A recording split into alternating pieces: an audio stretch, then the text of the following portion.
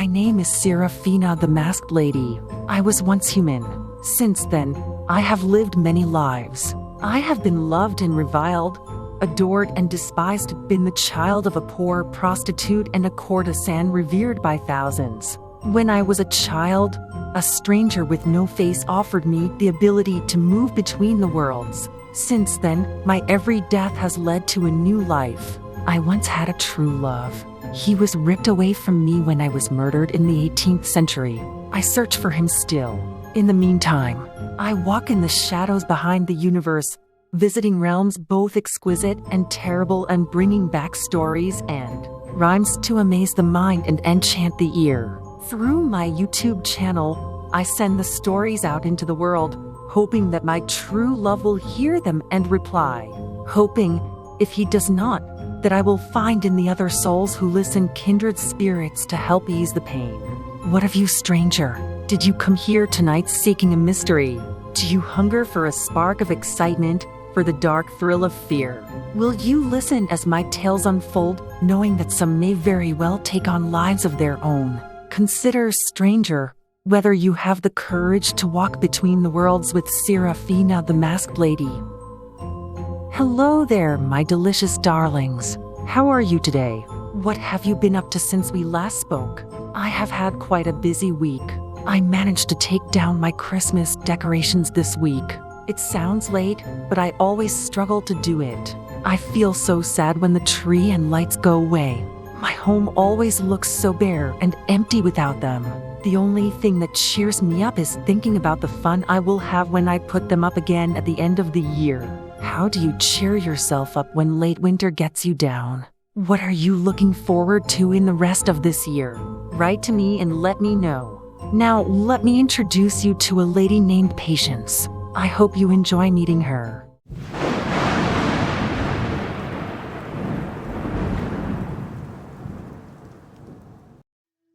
The Lady on the Monument. The Lady on the Monument appears each Halloween. Sitting upon a gray tombstone beside a rolling stream, she comes when autumn days are green or white with sparkling snow. She dips her toes in the water, though it freezes or flows. The people call her Lady Patience. Legend understands that she was young and bright. Though poor, the fairest in the land, every man in the town loved her and all along the coast.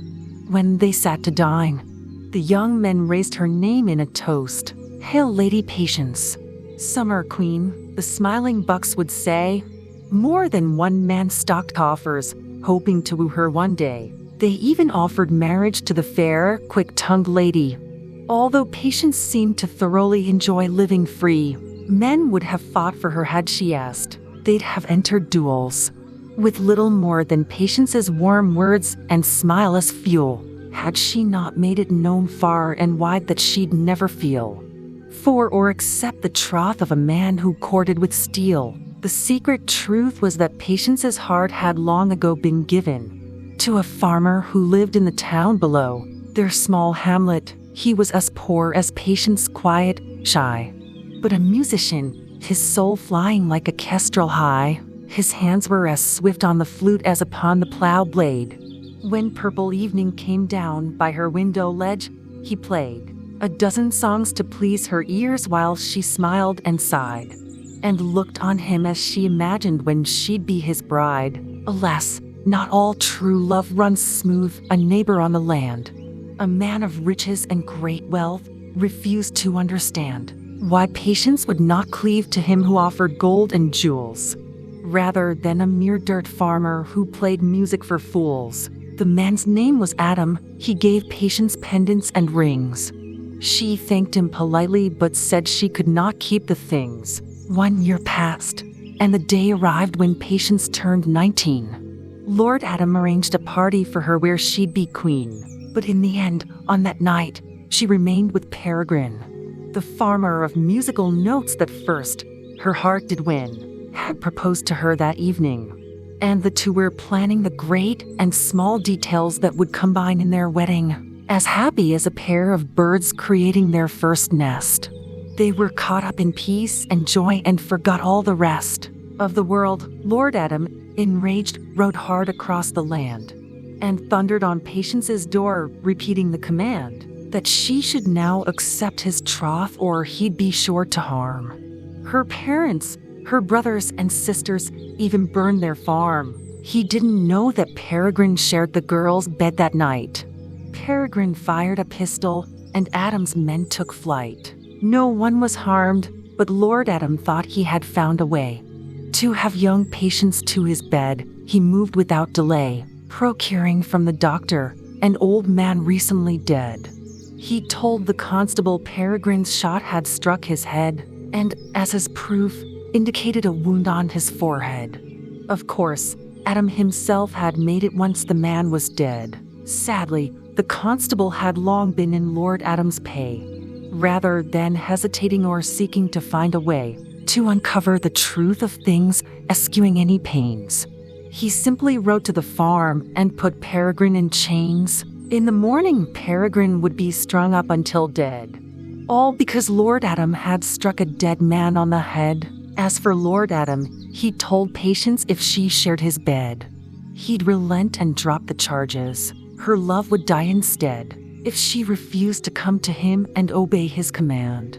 What could she do, poor Patience, but bend to the evil man? She went to the manor in tears, knowing her love might hate her by the following day because she had changed his fate. She prayed Peregrine would understand it was for his sake, that she was preparing to do what would make her heart break. She laid her body down that night with fear and trembling. Lord Adam poured a cup of wine to ease her body's sting, but quickly took what he desired, regardless of her pain. Patience thought only, after this, I'll see my love again. 3 times that night, faithful Patience did her dread promise keep. Once the endurance was done, she fled gladly into sleep. Oh, now we see the awful depth of Adam's evil plan. It was not enough for him to slake his lust as a man. He wanted Patience bound by marriage, his with no more strife. To gain that, he decided he'd still take Peregrine's life. The wine was drugged. Poor, wounded Patience slept into the day. By the time she woke, Peregrine's soul had flown far away. Heartbroken, Patience had no choice but to go to her farm. She cried for vengeance, but Lord Adam had wealth for his charm, and none would hear a single word of prosecuting him. The local sheriff simply shrugged and told her marry him. Lord Adam is a better prize than a poor farmer man. You should thank God for what he has provided in his plan. No magistrate would believe that she'd caught him in a lie. They said Adam had executed a man meant to die. So, one night after his last breath, Patience's friend and she sneaked out to where the gibbet stood and cut her love's body down from the noose. A killer would not be seen by the church, nor would a man be blessed who had been killed by rope and birch. Buried, at rest in holy ground, Patience had screamed and groaned.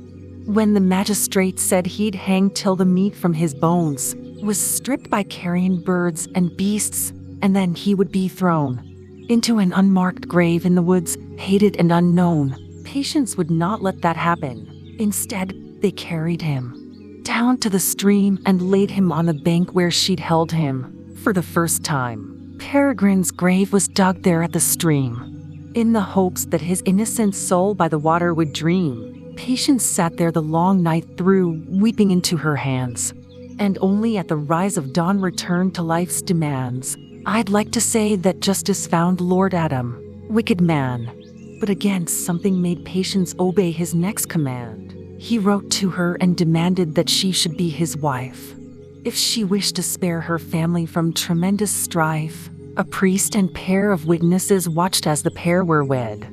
Sweet Patience did not protest when Adam took her to bed. A month later, Lord Adam announced there would be a child. People pretended joy, but there were frowns behind the smiles. Patience simply sat silently and laid a gentle hand upon the place where her child grew to one day bless the land. For 9 long months, she shed her tears for Peregrine alone. At night, she spoke to him about how the baby had grown. One day, at noon, she felt the first pangs of approaching life. Lord Adam called the physicians in to care for his wife. For 19 hours, dear Patience strove through hurt and agony. Finally, she held in her arms a healthy girl baby. It seemed that only Patience noticed her new daughter's hair gleamed like the wings of a peregrine soaring through the air, or that her skin was creamy pale while Lord Adam's was dark. Lord Adam was delighted that his child would make her mark upon the world. Soon, he announced the girl would be his heir. When he did, Patience crossed herself and said a grateful prayer. That night, Lord Adam sought his bride to take her to his bed. He sought her in her bedchamber but found a note instead. It read, "I leave my child to your care, but I swear it's true. Should you harm her, you never will escape my curse on you. I've gone, and I will not return if you send men for me. I'll tell the world what you have done, you'll live in infamy. For I have learned much more of you since I became your wife than I could prove 1 year ago when you began my strife. And more than that, I have the proof of your ignominy. I have no reason to spare you, I swear it, you mark me." Adam was caught. If Patience spoke now, many would believe, and his business would be damaged. He had to let her leave. So Patience sat upon the earth where they'd laid Peregrine. Even at night, she didn't leave, she snuggled close to him. Though people sought to bring her food or entice her inside, she simply shook her head and stayed glued to Peregrine's side. It took 8 days, but in the end, the faithful lady died. The children covered her in flowers and bitterly cried. In time, people set the stone monument down in that place, so the lovers would be remembered for their faith and grace. But something in Patience's suffering bound her soul there. And since then, every Halloween, she sits brushing her hair. She looks up into the dark sky while a soft song she sings of the day she and Peregrine will meet on angel wings.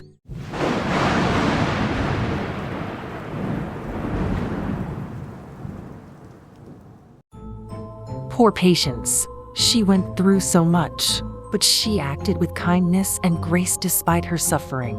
What would you have done in a similar situation? Would you have made the same deal that Patience did, or would you have walked away from your old life with barely a glance over your shoulder? Do you think that Patience and her Peregrine will ever meet again?